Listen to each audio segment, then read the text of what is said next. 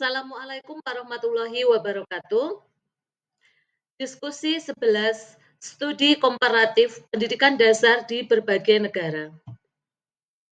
Bersama saya, Serly Kusturika Andriani dengan NIM 501342774. Berikut adalah pertanyaan dari pertemuan atau diskusi 11. Anda diminta untuk melakukan analisis sistem pembelajaran sekolah dasar di antaranya. 1. Dari 10 model pembelajaran terpadu, model mana yang paling relevan dengan kurikulum yang diterapkan di Indonesia saat ini? 2.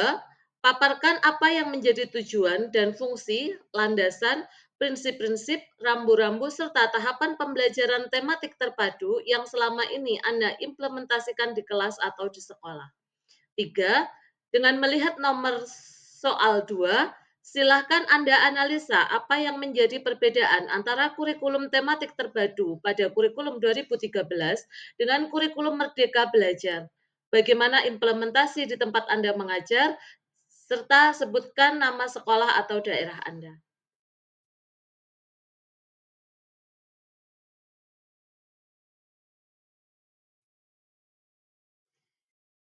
Jawaban nomor 1. Dari 10 model pembelajaran terpadu, model yang paling relevan dengan kurikulum Merdeka menurut saya adalah 1, yakni adalah model Webbed atau jaring laba-laba. Ini menurut saya adalah yang paling relevan. Alasannya karena sesuai dengan pembelajaran tematik di SD, fleksibel, sesuai karakteristik anak usia dini yakni kelas rendah, dan sejalan dengan pendekatan integratif kurikulum Merdeka. Model Webbed mengorganisasikan pembelajaran berbasis tema besar, lalu setiap mata pelajaran mengembangkan kompetensinya masing-masing melalui tema tersebut. Sangat sesuai dengan implementasi pembelajaran tematik terpadu dan P5, yakni pada proyek penguatan profil pelajar Pancasila. Contoh, pada tema lingkungan bersih, ini dipetakan ke subtema bisa IPA, Bahasa Indonesia, Matematika, SPDB, dan PKN. Model pembelajaran yang kedua yakni model connected atau terhubung. Menurut saya ini sangat relevan secara kompetensi. Alasannya, pada kurikulum Merdeka menuntut guru membuat hubungan antar kompetensi atau CP, yakni capaian pembelajaran dalam satu mata pelajaran. Cocok untuk menghubungkan konsep dalam satu pelajaran agar pembelajaran lebih bermakna. Contohnya pada matematika, yakni operasi hitung, bisa dihubungkan dengan pemecahan masalah, juga bisa dapat dihubungkan dengan konteks belanja di pasar atau di warung seperti itu. 3, yakni model integrated atau terpadu penuh atau interdisciplinary. Model ini relevan untuk P5. Alasannya, P5 ini menuntut proyek lintas disiplin. Model ini menyatukan 2 atau lebih mata pelajaran untuk memecahkan masalah atau membuat proyek besar. Contohnya, proyek pengelolaan sampah sekolah. Ini melibatkan ada mapel IPA, IPS, Matematika, Bahasa Indonesia, dan bisa juga ditambah dengan informatika. Jawaban nomor 2. Paparan mengenai tujuan dan fungsi, landasan, prinsip-prinsip, rambu-rambu, serta tahapan pembelajaran tematik terpadu yang selama ini dapat diimplementasikan, yakni di sekolah kami di SD Negeri 4 Karangsari. 1. Tujuan dan fungsi pembelajaran tematik terpadu. Tujuannya memberikan pengalaman belajar yang utuh melalui integrasi berbagai mata pelajaran dalam satu tema. Mengembangkan kompetensi abad 21 seperti kritis, kreatif, kolaboratif, dan komunikatif. Meningkatkan kebermaknaan belajar dengan mengaitkan materi pada kehidupan nyata siswa. Mendorong kemandirian dan keaktifan siswa sesuai prinsip diferensiasi kurikulum Merdeka. Menguatkan profil pelajar Pancasila, terutama gotong royong, bernalar kritis, dan kreatif. Menyesuaikan pembelajaran dengan perkembangan siswa SD, khususnya yakni pada kelas rendah.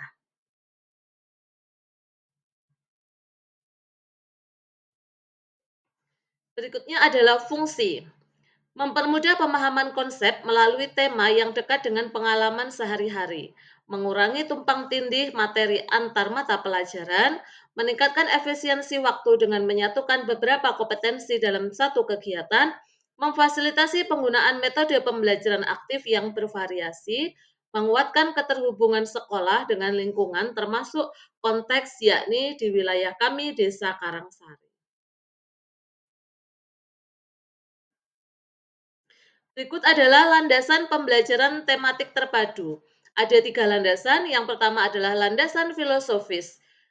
Berbasis pada teori perkembangan anak, yakni pada usia SD, anak berpikir konkret sehingga perlu pembelajaran yang dekat dengan realitasnya. Ini menurut Piaget. Progresivisme dan konstruktivisme, yakni pengetahuan dibangun melalui pengalaman. Landasan kedua adalah psikologis. Anak SD belajar lebih efektif ketika materi diberikan secara terpadu, bukan terpisah per mapel. Kebutuhan belajar terpenuhi melalui aktivitas yang melibatkan motorik, sosial, emosional, dan kognitif. Landasan yang ketiga adalah landasan yuridis. Ini sesuai dengan Undang-Undang Nomor 20 Tahun 2003 tentang Sistem Pendidikan Nasional, Permendikbud Nomor 22 Tahun 2016 tentang standar proses, dan kurikulum Merdeka itu sendiri berdasarkan Kemdikbudristek 2022 sampai 2024 dengan menekankan pembelajaran konstekstual, tematik, dan berbasis proyek.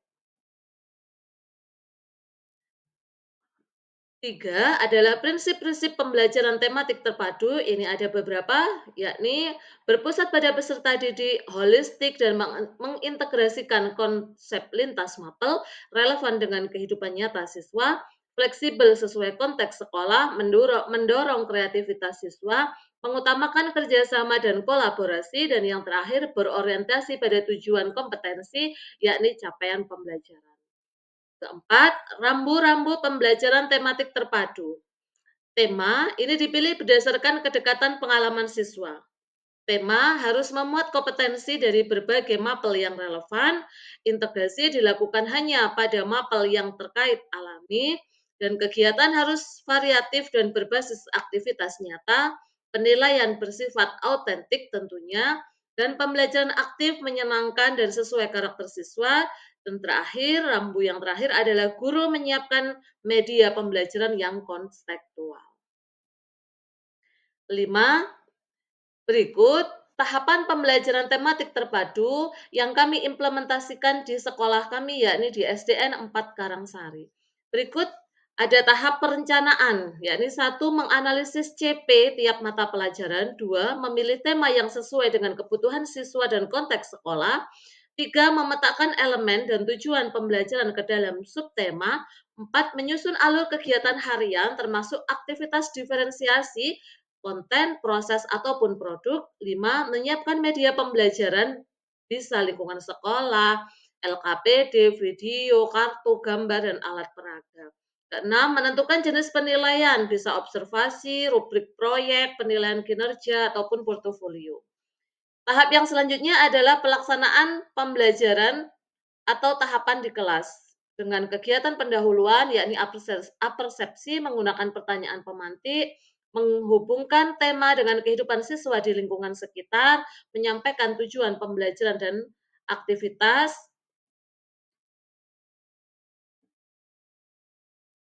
Pada kegiatan inti, ini bisa menggunakan pendekatan saintifik. Satu, dengan mengamati, bisa mengamati foto, video, benda nyata di sekolah, menanya, yakni mendorong siswa membuat pertanyaan sendiri, mengumpulkan informasi melalui bisa membaca eksperimen, wawancara sederhana, atau pengamatan lingkungan sekolah. Berikutnya adalah menganalisis hasil pengamatan dalam kelompok, menyajikan hasil melalui presentasi, poster, karya tulis, ataupun berbagai produk. Terakhir adalah refleksi individu maupun kelompok. Dengan kegiatan penutup, yakni refleksi pembelajaran, apa yang dipelajari, apa yang masih membingungkan, penilaian proses dan produk, memberikan umpan balik untuk perbaikan. Nah, selanjutnya adalah penilaian dan tindak lanjut. Penilaian autentik ini bisa berupa proyek, unjuk kerja, atau penilaian diri. Penyusunan portofolio siswa, dan yang terakhir remedial dan pengayaan berbasis kebutuhan individu. Jawaban nomor 3. Analisis perbedaan kurikulum tematik terpadu yakni pada kurikulum 2013 dengan kurikulum Merdeka Belajar, disertai contoh implementasi nyata yang ada di sekolah kami, yakni di SD Negeri 4 Karangsari. Konsep dasar kurikulum. Jika di kurikulum 2013 ini menggunakan tema untuk memayungi beberapa mapel kompetensi dipandu KD yang padat dan pembelajaran masih cenderung berpusat pada guru. Pada kurikulum Merdeka lebih fleksibel tentunya, berfokus pada kompetensi esensial, tidak wajib tematik, serta adanya proyek P5 yang lintas disiplin. Dalam segi struktur pembelajaran, di K13 ini semua mapel di SD dipadukan dalam tema. Guru mengikuti buku tematik dan proses belajar cenderung linear. Pada kurikulum Merdeka, guru bebas mengembangkan modul ajar, alur CP, TP, dan AP ini lebih sistematis dan pembelajaran lebih fleksibel, tematik atau memilih berbasis proyek. Pada sektor beban guru dan siswa di K13 beban padat karena banyak KD sehingga pembelajaran sering kejar target. Pada kurikulum Merdeka, materi ringkas memberi ruang eksplorasi dan mendorong pemahaman yang mendalam. Sedangkan pada sisi pendekatan pembelajaran di K13, ini integrasi mapel ketat dan sering tidak relevan. Guru masih terpaku pada buku. Pada kurikulum Merdeka berpusat pada siswa dengan diferensiasi, model belajar fleksibel, dan integrasi mapel hanya jika relevan. Dari sisi penilaian, K13, penilaian administratif ini tergolong banyak, sikap dinilai terpisah, rapotnya pun juga kompleks. Pada kurikulum Merdeka, penilaian ini bersifat formatif dan autentik, sikap menyatu dalam P5, rapot lebih sederhana dan tentunya deskriptif. Pada proyek P5, K13 tidak ada proyek P5, yakni proyek penguatan profil pelajar Pancasila. Pada kurikulum Merdeka, wajib proyek P5 ini ada seperti budaya, kearifan lokal, wirausaha, gaya hidup berkelanjutan, bangun jiwa raga, dan masih banyak lagi.